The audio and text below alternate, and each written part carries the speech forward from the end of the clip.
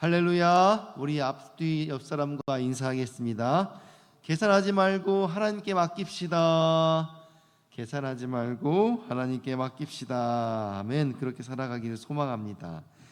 오늘은 다 잃은 자 그리고 다 얻은 자라는 제목으로 하나님 말씀을 전하겠습니다. 오늘날 우리는 매우 빠른 시대를 살아가고 있습니다. 모든 것이 신속하게 처리되어야만 하고 또 느린 것을 참지 못하며 내가 스스로 손해보는 것에 대해서는 더욱더 참지 못하는 시대입니다. 우리 삶에서 이 계산이라는 것이 너무나 중요해져 버린 거죠.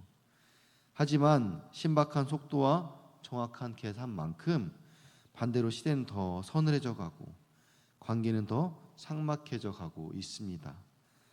그렇다면 이런 계산 앞에서 우리는 가장 먼저 무엇을 물어야 할까요? 오늘 우리가 읽었던 이 본문에서도 두 부류의 사람이 등장합니다. 하나는 매우 빠르게 계산한 사람이고 또 하나는 계산하지 않고 하나님의 섭리를 바라보았던 한 사람입니다.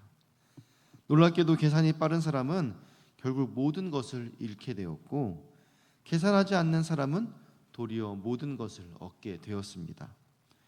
과연 나는 어느 쪽에 더 가까운 사람인가? 그렇게 깊이 생각해 보며 말씀을 통해 하나님 앞에서 영적인 축복을 다 얻게 되는 여러분 모두가 되기를 소망합니다. 먼저 우리는 요압이란 인물을 좀 살펴보려 합니다. 그는 다윗의 군대 장관이었으며 뛰어난 용사였습니다. 하지만 그의 마음속에는 깊은 상처가 하나 있었어요. 그게 바로 뭐냐? 그의 동생 아사엘이 아브넬에게 전쟁 중에 죽었다라는 거예요. 요압은 이 다윗이 자신의 동생을 죽인 아브넬을 너무나 평안히 그냥 돌려보내자 자신의 계산대로 그냥 그 아브넬을 처리해 버렸습니다. 그것도 피해 보복이 금지된 이 도피성에서 복수를 감행합니다. 우리 오늘 본문 27절을 같이 읽겠습니다. 시작. 아브넬이 헤브론으로 돌아오매 요압이 더불어 조용히 말하려는 듯이 그를 데리고 성문 안으로 들어가 거기서 배를 찔러 죽이니 이는 자기의 동생 아사엘의 피로 말미암음이더라. 이 전쟁터는 사실 전쟁하다 보면 누군가는 반드시 죽게 되어 있습니다. 그런데 요압은 그 원수를 갚으려고 사신으로 지금 정식으로 찾아온 그 아브넬을 몰래 붙잡아서 그렇게 죽인 것입니다. 요압의 복수는 정당성을 갖추지 못했습니다. 요압이 아브넬을 죽인 이유는 그뿐만이 아니었어요. 사실 이 아브넬이 다윗의 신하가 되면은 어떻게 보면은 이 이스라엘 지금 다윗의 나라 말고 그 이스라엘의 나라에 지금 가장 최고로 지위가 높은 사람이잖아요. 물론 이스보셋도 있지만은 이스보셋 왕을 세운 사람도 사실 아브넬이에요. 그러니까 그 아브넬이 이스라엘 나라를 가지고 이 다윗에게 오면은 그가 자기보다 더 높은 지위에 오를까봐 그것에 대한 두려움과 욕심 때문에 자기 사심에 눈이 멀어서 그렇게 큰 실수를 저지르고 만 것입니다. 결국 자기의 복수 그것은 또 하나의 명분에 지나치지 않았고 결국 자기 욕심 때문에 하지 말아야 될 짓을 해버리고 만 것이죠. 우리 28절 29절을 같이 읽겠습니다. 시작. 그 후에 다윗이 듣고 이르되 내레 아들 아브넬의 피에 대하여 나와 내 나라는 여호와 앞에 영원히 무죄하니 그 죄가 요압의 머리와 그의 아버지의 온 집으로 돌아갈지어다. 또 요압의 집에서 백탁병자나 나병 환자나 지팡이를 의지하는 자나 칼에 죽는 자나 양식이 떨어진 자가 끊어지지 아니할지로다 하니라. 아멘. 아브넬이 죽었다는 것을 이 다윗이 알았을 때 다윗은 신속하게 자신의 무지함을 선포합니다. 그러면서 이 요압에게 그 살인의 책임을 돌리는 거죠. 또 다윗은 아브넬을 살해한 일이 요압의 개인적인 차원에서 벌인 일이므로 자신뿐만 아니라 자신의 왕국도 이 죄로부터는 무지하다라고 고백하는 것입니다. 다윗은 요압이 다윗의 왕국에 속한 자가 아니다라는 것을 이렇게 공공맹맥하게 밝히고 있는 것입니다. 왜냐하면 이 다윗의 왕국이라는 것은 다윗의 뜻대로 행하는 사람들로 구성되어야 그게 진짜 다윗의 나라가 아니겠습니까? 그래서 다윗은 이렇게 고백합니다. 내가 여호와 앞에 영원히 무죄하니. 다윗은 자신의 무죄를 강조하면서 누구를 언급합니까?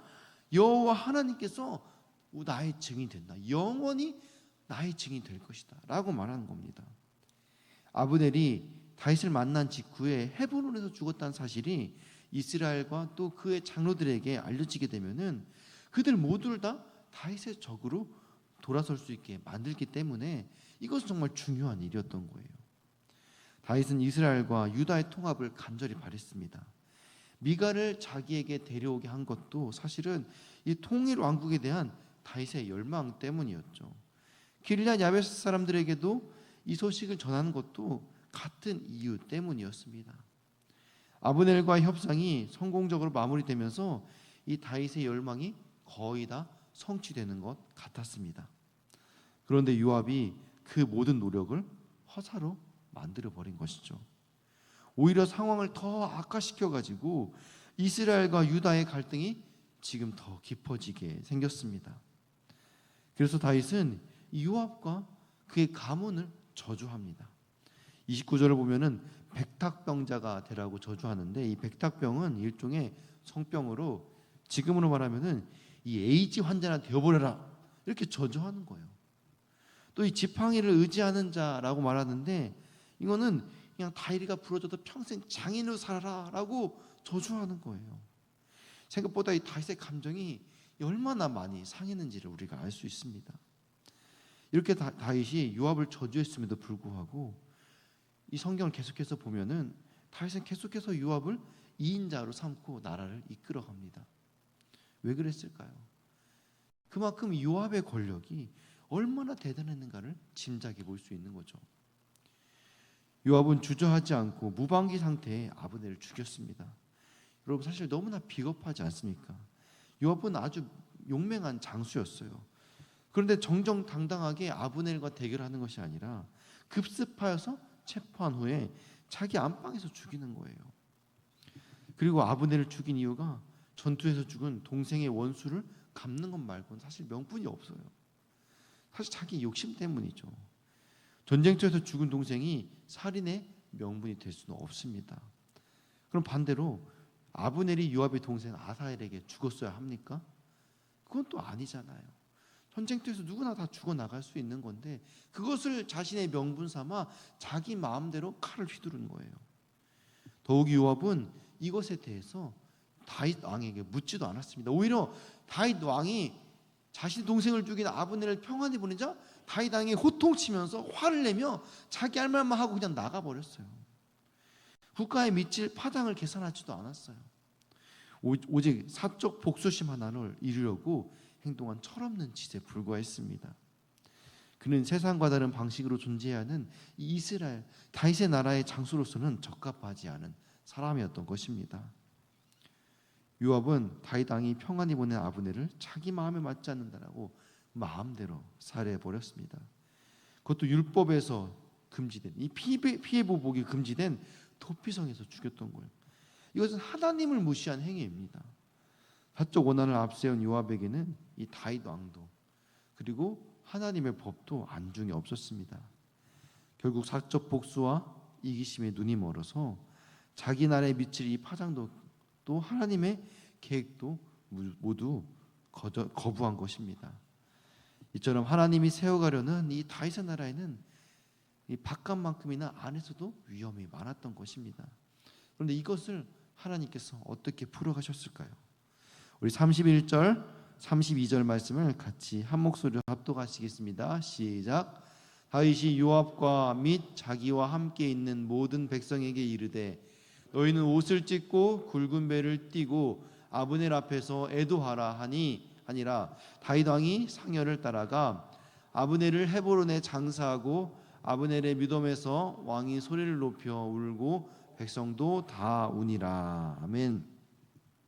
이 다윗은 요압과 및 자기와 함께 있는 모든 백성 그들에게 아브넬을 위한 애도에 참여하라고 명령합니다. 여기서 이 자기는 요압을 가리키는데 왜냐하면 영어 성경을 보면은 이 모든 백성을 트룹스라고 번역하고 있거든요. 그러니까 군대예요, 군대. 그러니까 요압과 함께하고 있는 이 모든 백성, 자기 군대와 함께 그들에게 뭐라고 하냐면은 지금 아브넬의 장래 애도 행렬에 너희도 참여해라. 너희도 그들 위해서 그 아브넬을 위해서 함께 울어라라고 명령하는 것입니다. 살인자, 곧 피의자를 피해자의 애도 행렬을 포함시키는 것이 이상하게 여겨질 수도 있습니다. 그런데 다윗은 아마도 아브넬을 죽인 요압이 이 애도 행렬을 참여함으로 스스로 뉘우치고 용서하는 모습을 보이기를 원했던 것 같아요. 얼마나 마음이 아팠는지 이 31절부터 37절까지 이 모든 백성이란 단어를 7번씩이나 계속 언급하고 있어요. 그러니까 그 요압과 그의 백성, 모든 백성이 요압의 군대를 말하는 거잖아요. 그러니까 그들이 제발 좀 이 아브넬을 죽인 것이 얼마나 큰 실수인지 좀 뉘우치고 깨달았으면 좋겠다라는 그 다윗의 마음이 있는 거죠. 그런데 35절부터 이 다윗에게 음식을 권하거나 다윗의 행동을 기뻐하고 다윗의 무죄를 깨닫게 되는 이 모든 백성이란 단어는 요압의 군대가 아니었어요. 35절부터는 이 모든 백성을 트룹스가 아닌 all the people이라는 단어를 사용합니다. 그러니까 즉 유다 지파 사람들, 특히 왕궁에서 일하던 다윗의 신하들을 말하는 거예요. 그러니까 그들이 다윗을 기뻐하고 다윗의 행동에 대해서 인정하고 다윗의 무죄를 깨닫게 되고, 그래서 다윗에게 이제 좀 떡을 잡수면서 이제 됐으니까 좀 이제 힘을 내시고 좀 일어나 보십시오라고 다윗을 위로했던 사람들은 결국 그 요압과 그의 군대가 아니라 다윗의 사람들이었다는 것입니다. 다윗은 요압과 그 모든 백성, 그의 병사들이 아브넬을 죽인 큰 실수에 대해서 깨닫고 뉘우치길 바라면서 장래 애도 행렬에 참여하게 했습니다. 그러나 그들은 끝까지 자신들의 잘못을 뉘우치거나 다윗에게 용서를 구하지 않았던 것입니다. 우리 33절, 34절을 같이 읽겠습니다. 시작. 왕이 아브넬을 위하여 애가를 지어 이르되 어찌하여 미련한 자의 죽음 같은고 내 손이 결박되지 아니하였고 내 발이 착고에 차이지 아니하였거늘 불의한 자식의 앞에 엎드러짐 같이 내가 엎드러졌도다 하매 온 백성이 다시 그를 슬퍼하여 우니라. 아멘. 다윗은 아브넬을 애도한 노래를 만들어서 이 아브넬의 죽음이 어리석은 자의 죽임 같다라고 탄식했습니다. 다윗은 아브넬이 자신의 명예와 지위에 맞지 않는 죽음을 맞이했다라고, 그래서 어처구니 없이 죽어버린 것을 슬퍼하며 그렇게 노래한 것입니다. 그러면서 이 아브넬의 손이 결박되지 않았고 발이 짝고에 차이지 않았다, 이것은 죄가 없음에도 불구하고 무고한 죽임을 당했다라는 거예요. 또 불의한 자식 앞에 엎드려졌다, 이 말은 불의한 사람이 의로운 아브넬을 죽였다라는 의미예요.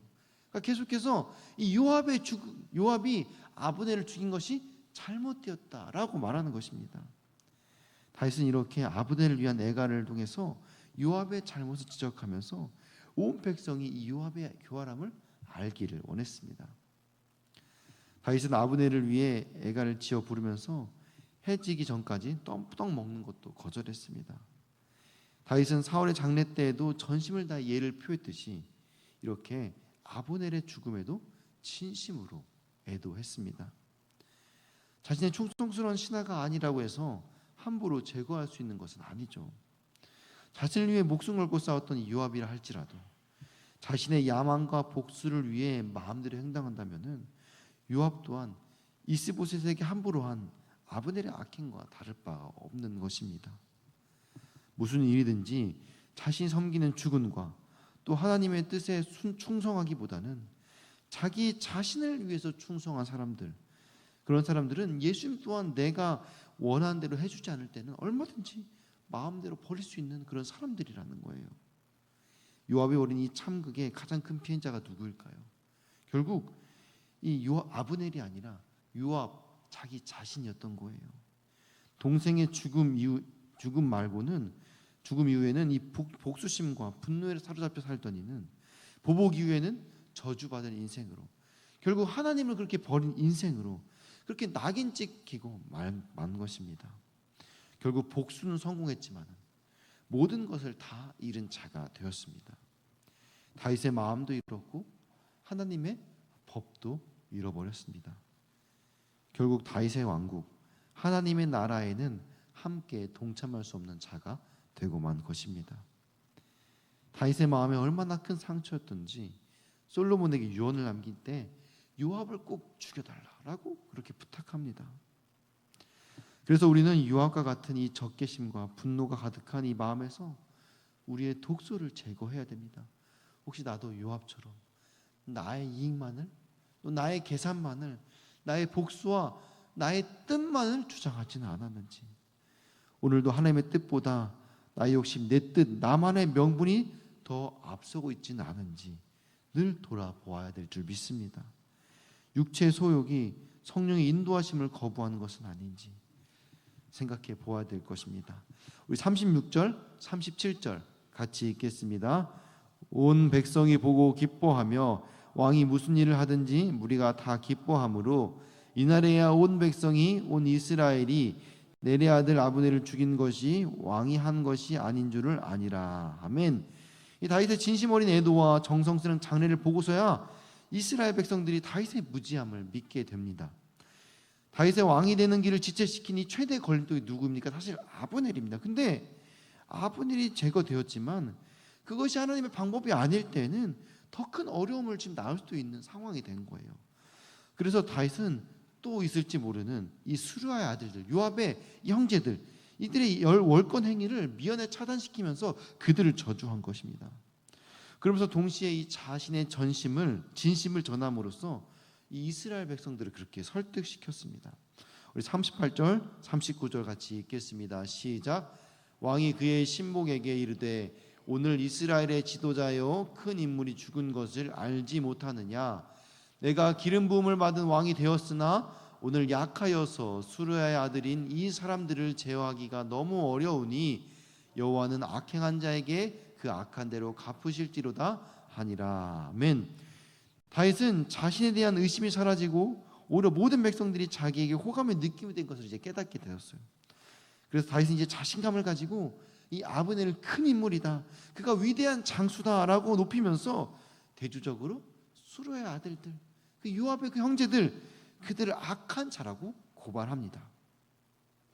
다윗은 자신이 하나님의 기름 부음을 받아 왕이 되었음에도 불구하고 저 악한 수르의 아들들이 여전히 자신에게 복종하지 않는다면서 그들이 얼마나 악하고 패역한 자들인지를 강조합니다. 그러면서 그들의 복수로 인한 악행을 하나님께서 복수해 주기를 간구하는 것이죠. 절대 권력이 없는 것이 다윗의 약점인 듯 보였습니다. 그러나 실제로는 그래서 더욱 하나님을 겸손하게 의지할 수 있는 좋은 조건이 되었습니다. 요압의 아브넬 암살로 다윗은 궁지에 몰렸지만 다윗의 진심 어린 애도는 백성의 의혹을 충성으로 바꾸어 놓았습니다. 다윗은 나약한 자신의 왕권에 대해 탄식했지만 결국 그 연약함으로 인해 백성의 마음을 얻게 된 것입니다. 낙심하지 않고 진심을 다할 때 하나님은 위기마저도 우리를 온전하게 하시는 기회로 삼으시는 줄 믿으시기 바랍니다. 사랑하는 성도 여러분, 계산이 빠르다고 앞서가는 걸까요? 요압처럼 내가 받은 그 모든 것을 누군가에게 다 되갚아주면 그것이 다 해결되는 것일까요? 요압은 안갚음 때문에 모든 것을 다 잃었습니다. 그러나 다 잃었다고 생각한 다윗은 오히려 하나님을 신뢰했을 때, 자신의 연약함을 가지고 하나님 앞에 겸손하게 나아왔을 때 모든 것을 다 얻었습니다. 하나님의 섭리는 인간의 계산을 뛰어넘습니다. 하나님의 나라에는 계산이 빠른 사람이 없어요. 다만 하나님의 섭리를 믿는 사람들 뿐인 것입니다. 오늘 우리는 이 두 사람의 이야기를 통해 중요한 진리를 깨닫게 됩니다.